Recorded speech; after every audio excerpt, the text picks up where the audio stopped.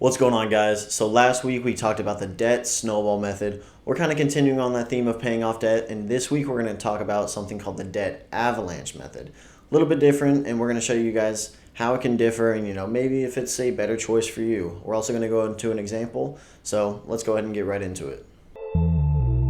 Stop wasting money on that dumb shit and instead put it in investment. I know it's tempting, you'll spend it and be broke again. So this method is going to be slightly similar to the debt snowball method, but there's going to be some variation. So off the bat, the biggest variation is going to be, instead of writing down your debt, smallest to largest, all the way down the page, you're going to look at your interest rate, not your total amount owed, and you're going to count all the way down from largest to smallest. Yeah, so that means if you got something at a interest rate of 20%, let's say a credit card, that's going to be ranked higher or before something like a car loan or something that maybe you got back in the day at like 5% or something like that. Nowadays, car loans can easily be as high as a credit card, but that was just an example right there. And the similarity is going to be that same process of writing down all your loans, and then we're going to attack one at a time, and we're going to basically take our payment, hit it, and then once that one's done, take it and move to the next one. Yeah. So it is very similar in the process as the snowball method. It's just which one we choose to attack in which order is what changes. We were thinking about making a whole nother video on just the pros and cons of the snowball method versus the avalanche method. Let you guys know which situation is better for which type of person. Yeah. And I guess our personal thoughts on those two different styles. So let us know in the comments what you guys think. If you'd like us to make that video, just comment below and we'll know that's what you guys are looking forward to. Yeah, guys, so just like last week, we're going to dive real quick into an example that gives you, your payments and everything. We're going to show you how you actually order them just so there's no confusion and give you some numbers. All right, guys, if you remember last week, we ordered all of these on the balance, the overall balance. And this week, while it may look slightly similar, it's completely based off the interest rate. So right off the bat, we're going to go through each one. Let's say we have credit card 1, a balance of $5,000, and it's at a interest rate of 24%. Credit card 2 has a balance of $1,000, so less than the previous one, but it has an interest rate of 23%, so that's why it's going to be listed behind that previous one. Then we have our personal loan at a balance of $15,000, that's an 11% interest rate. Our car loan at a balance of $25,000, that's at an 8% rate. And our student loan at a balance of $50,000 at a 4.8% interest rate.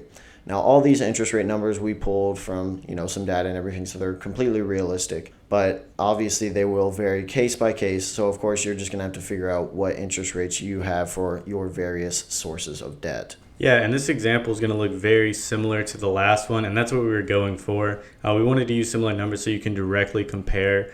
Yeah, and another similarity, just like the previous one, we're going to be paying all these minimum balances. So if you remember from our previous video, if your credit card with a $5,000 balance had a minimum payment of $150, credit card with a $1,000 balance had a minimum payment of $30, personal loan minimum payment of $325, car of $600, student loan of $525. The first one in your list right there is going to be attacked the most aggressively. In this case, the credit card with a $5,000 balance and the highest interest rate. So all these other sources of debt are just going to receive their minimal monthly payments, just like the snowball method. But in this one, we're attacking the highest interest first. So we take as much money as we can. You're budgeting, you're skimming back as much as possible. You're not doing any extravagant spending or anything. You're taking all you can. And instead of, say, doing that $150 minimum payment, you are able to scrounge some money around and make it a $300 payment. Now, you're going to keep paying that guy off until he's completely wiped out. Then you're moving on to the next one, which in this case is the other credit card with a $1,000 balance and a 23% interest rate. And the same thing's going to happen there.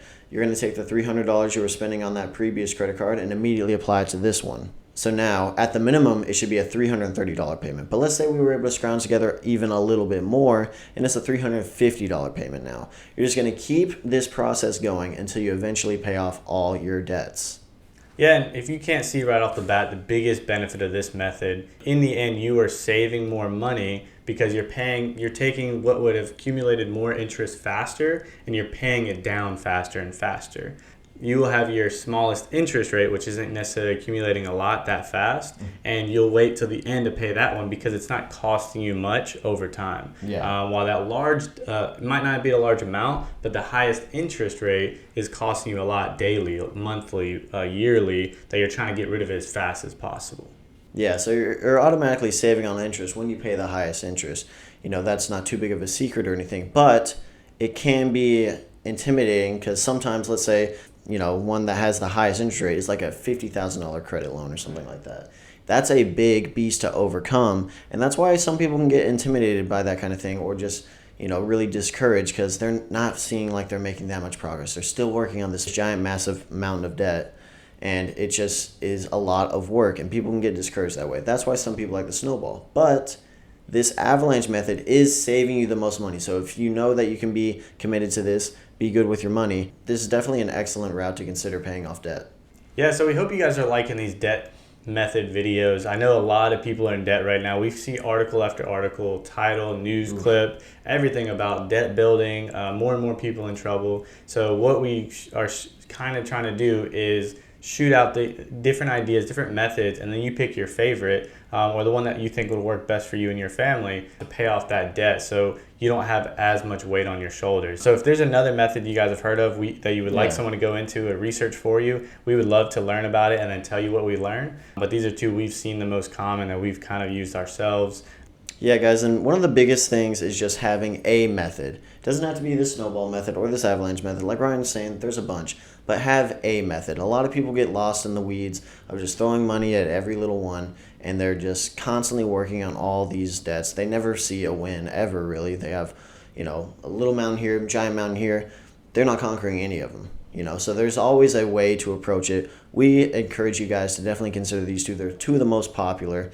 But if you guys, like Ryan was saying, do have another idea, please let us know, and we'll be happy to include it in a future video.